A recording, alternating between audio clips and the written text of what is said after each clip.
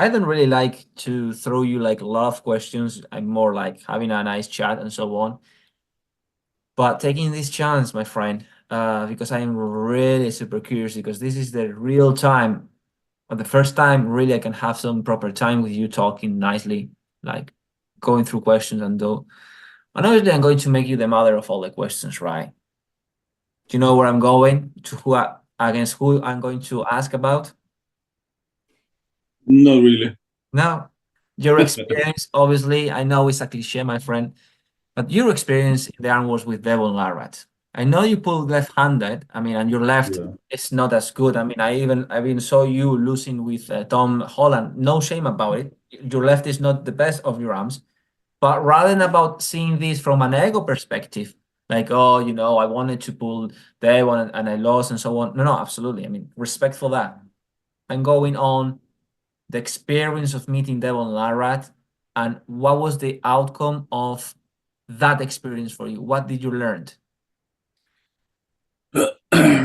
Well, to be honest, I didn't learn much from that. It's just, how do you say? I'd done the match because it's a big name, and I agreed to it. But how to say? I probably would never do that again. I want to compete. It gets into your head, a little bit as well, because you losing. It's not a problem. But when someone's just fucking trying to get in your fucking head and just mess about a little bit, I'm not up for that, And then on the table, I want more sportsmanship, on the table than how to say messing around. If you want to pin me, just pin me. If you want to play around, it's not the fucking game, It's just arm wrestle. I wanna go on the table and arm wrestle. I don't wanna talk fucking shit, all that shit. And this is like because I even knew, I'm gonna lose, to be honest. And this is why I'm probably never gonna do again with the like bigger, way bigger names if Mm. I'm not ready. I want to be like ready at least 40% that I've got a chance or something. But now that was not even not there. It's just it was a show. To but the experience gripping up his experience really like is a tough hand. His gripping up already. When he grips your arm, he's already on top of you. It doesn't matter how you're gonna grip it. His wrist is already like he's straight, but he's Yes. already twisted and cranked because his wrist of the bone is twisted away a little bit, and Uh-huh. this bone is sticking out. When he puts his hand up, his hand is like that already on top of you, but the wrist is actually straight. But if it's not straight, if you know what I mean, and it's hard to compete because he's off the ready go before even ready go. He's already got your arm, got your hand, and yeah, it's hard to compete against him because he's made for that. He's been doing it for years, and little tricks and tips. And he's the master of gripping up. It's like he will get all these little inches, on top of you. He will do, and if he can't do it, he's gonna how to say complain and complain until the referee is gonna keep re-gripping. And referee, the thing is, the referee always gonna give up. Not the arm wrestler, but the referee, you will say ready to go. It doesn't matter how long you're going to be keep re-gripping and keep getting on top. He's going to drop you down. You're still going to be on top. Drop you down on top, and the referee will still going to say ready to go. It doesn't matter where his hands are going to be. That's the thing. And I saw loads of like arm wrestlers doing that as well. Just they keep like shoulders, square shoulders. Yeah, they're putting the shoulder square and they're putting the back in. They're putting the shoulder square. They're putting that back in. They're putting the shoulder back. And they keep pushing their shoulder in, and the referee gives up. And the referee will say, "Ready, go." He's just. This is the thing. That's what annoys me. The referees needs to be more stricter and say foul. Even if it takes till 2-0 until he squares his shoulders. Just keep fouling it until they're gonna keep squaring the fucking shoulders up. That's what annoys me.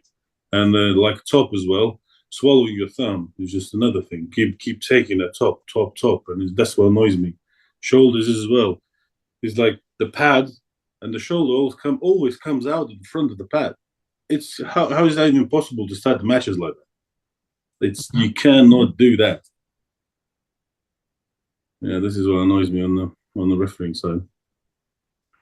I'm not mentioning any names, or you probably know yourself, who does that and how they do it. No, man, I mean, it's totally fine. Thank you for that. I mean, thank you for being so open, though. I mean, it's good to know the day I pull Devon, I know how to be aware.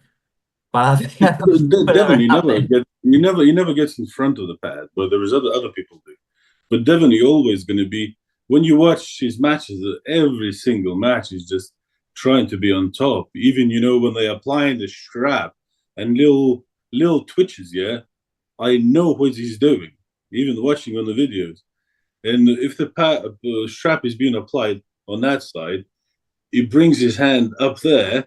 When they sliding it in, his hand going to go there, and when they let it go, his hand going to be on top.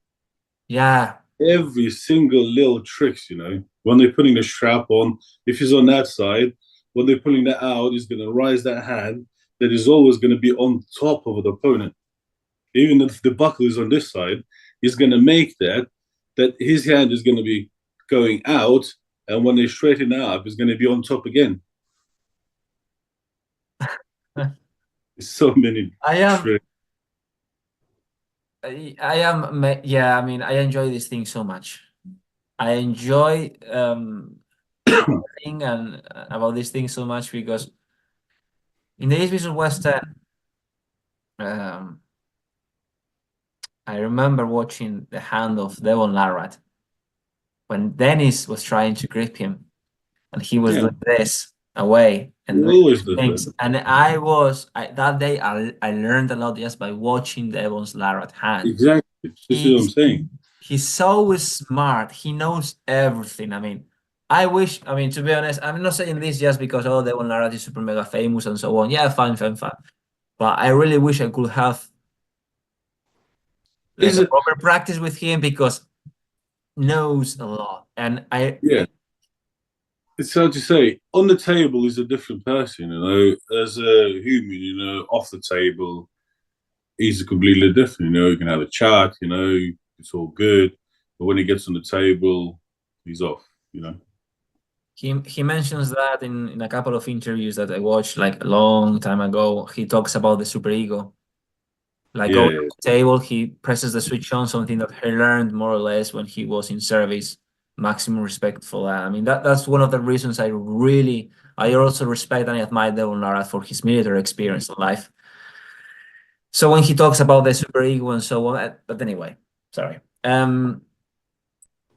Let's move a little bit. Because this is amazing. I mean, all these things. So last question. So you didn't had proper time to do like side table, like a practice afterwards, right? You didn't do anything like, hey, can you please show me this or explain me this? Or it was just the match and that's it? Yeah, because there was loads of matches. We finished, I think, that was about midnight. Or maybe later than that, all these, because there was like little battleground. Yeah. And then after that, I had to do right arm, but I wasn't even up to it for that right arm, it's like it was drained to bits, because when he just holds you and he bleeds you out. He bleed me out completely. Yeah. He's like, wow. It's good and bad experience. And it was a long day. And I think the next day we had like pullings with him on the right arm just a little bit, He was going through everyone as well. But yeah, he's strong, very strong. No, I mean, absolutely. But it was no training or nothing like it. Okay, let's move aside Devon Larratt and so on. Let's focus